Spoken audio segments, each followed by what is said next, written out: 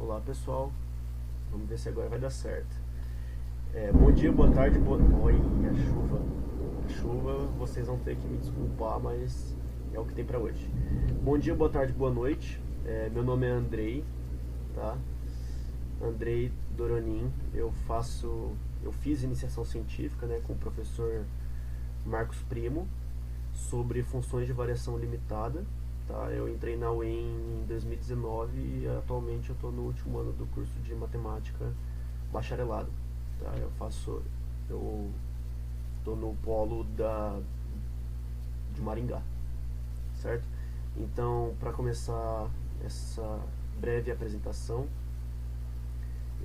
eu separei aqui os principais objetivos do projeto, que o projeto foi dividido em três partes, né? A parte da análise real, a parte de variação limitada e a parte de integral de Riemann-Stieltjes. Então aqui eu vou falar para vocês um pouquinho sobre a parte de variação limitada, funções de variação limitada. Aqui eu separei os materiais e os métodos que na realidade o projeto foi dado ah, em, de forma semanal. Então, semanalmente eu me encontrava com o professor, mostrava o que eu tinha estudado e ele dava alguns conselhos e eu tirava algumas dúvidas com ele e tudo mais. Então aqui eu vou começar a falar rapidinho para vocês, vou tentar ser muito breve porque o tempo é curto. Então vou falar sobre as funções de variação limitada, tá?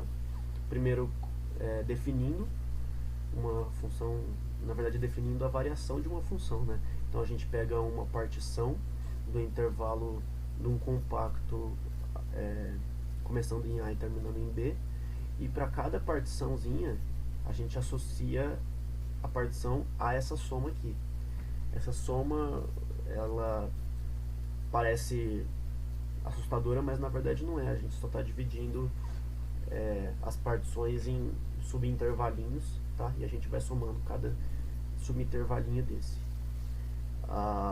E aí, a variação da função f no intervalo AB é definida como sendo o supremo de todos esses somatórios, tá? A gente toma todos os somatórios e aí pega os supremos deles, o supremo deles, e essa vai ser a variação da função.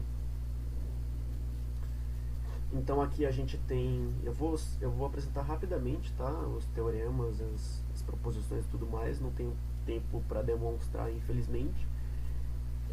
Então vocês vão ter que acreditar em mim que é verdade isso aí tudo. Primeiramente a gente tem esse teorema que é fundamental, esse primeiro teorema aí é fundamental no estudo de funções de variação limitada e posteriormente no estudo da integral de Riemann-Stieltjes também, porque ele basicamente está dizendo que as funções de variação limitada são mais abrangentes, são mais gerais do que as funções limitadas, particularmente limitadas, tá? Então, enquanto a integral de Riemann, que a gente estuda em cálculo 1, ela estuda as funções limitadas, a integral de Riemann-Stieltjes vai estudar funções de variação limitada, tá? O segundo teorema é um teorema clássico para a gente conseguir calcular a variação de certas funções, né? A função c vezes f para algum c real, a função f mais g seria, sei lá, um h igual a f mais g, o produto das funções f vezes g e a divisão, né? O quociente f sobre g também. Então, todas essas funções, se a f e a g forem de variação limitada, todas essas funções vão ser de variação limitada também. Tá? Aqui no quociente a gente tem um pouquinho mais a gente pede um pouquinho mais para esse quociente ser de variação limitada, porque né, a g não pode ser identicamente nula. Então aqui a gente pede que ela não seja nula, né? Simplesmente isso. Bom, aqui a gente também tem um teorema bacana falando o seguinte, que se a gente tem um subintervalo de um intervalo AB, então, só um momento,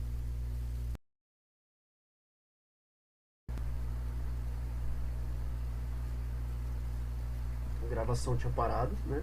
E agora voltou. Então, continuando, se a gente tem um subintervalo desse intervalo AB, então a variação do subintervalo vai ser menor ou igual que a variação do intervalo AB. Isso, né, faz muito sentido, a nossa intuição diz que realmente isso tem que valer, né? Se a gente tem um intervalozinho menor, a variação desse intervalo de uma função nesse intervalozinho menor vai ser menor ou igual que a função no intervalozinho maior, né? Não só menor e maior, como na verdade contido, né? O menor está contido no maior. O segundo tópico aqui está dizendo que a gente pode repartir a variação. Então, se a gente tem uma função no intervalo AB, a gente pode, se for mais fácil, se ficar difícil calcular a variação dessa função nesse intervalo, a gente pode, se facilitar, abrir como uma variação no intervalo AC mais a variação no intervalo CB, tá? Então a gente tem uma propriedade integral de rima muito parecida com essa, e de fato isso aqui também vale no caso das funções de variação limitada, tá? Isso é muito bacana. A gente consegue repartir esse intervalo em dois intervalos e calcular a variação.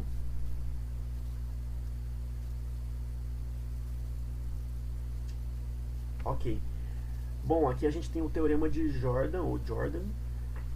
Esse teorema é extremamente importante, e ele fala o seguinte, ele afirma o seguinte: uma função f é de variação limitada se e somente se ela puder ser escrita como a diferença de duas funções crescentes ilimitadas. Ou seja, se a f é de variação limitada, então ela pode ser escrita como a diferença de duas funções crescentes ilimitadas, e a recíproca também é válida, né? Também é verdadeira. Se a gente tem uma função no intervalo AB e ela pode ser escrita como a diferença de duas funções crescentes ilimitadas, então certamente ela vai ser de variação limitada também, tá? Isso é muito bacana, isso é muito bacana, isso é muito importante também para quando a gente vai calcular as integrais de Riemann-Stieltjes, certo? Eu espero que vocês não estejam ouvindo o barulho da chuva. Se estiverem ouvindo, então me desculpem. E esse também é um teorema muito importante. A demonstração dele é um pouquinho intrincada, mas é bastante compreensível e factível. Esse teorema aqui afirma o seguinte: toda função de variação limitada possui no máximo um número contável de descontinuidades e todas são de primeira espécie. Para quem não lembra, ou para quem não sabe o que é uma descontinuidade de primeira espécie, é uma descontinuidade que os limites laterais existem no ponto que é descontínuo, né, que a função é descontínua. Os limites laterais existem, mas são diferentes, tá? Então é meio que aquelas descontinuidades do tipo salto que a gente aprende em cálculo 1. Então, toda função de variação limitada possui no máximo um número contável de descontinuidades, certo? E todas são de primeira espécie. Muito legal. Bom, e para concluir rapidamente aqui, eu posso dizer que houve uma evolução na parte da compreensão dos conceitos estudados em análise real, que é uma disciplina da matemática, tá? E aí esse projeto me ajudou a entender melhor essa disciplina. Além disso, eu descobri, né, descobri o que são funções de variação limitada, descobri suas propriedades, estudei, achei interessante, fiz perguntas e tudo mais. E depois, usando esse tópico de funções de variação limitada, foi possível estudar as integrais de Riemann-Stieltjes também, muito bacana, as definições, propriedades, teoremas e tudo mais. Bom, e aqui então, para finalizar, eu tenho as minhas referências que eu usei para dar continuidade no projeto, né? Eu usei o livro do Elon, Curso de Análise Volume 1.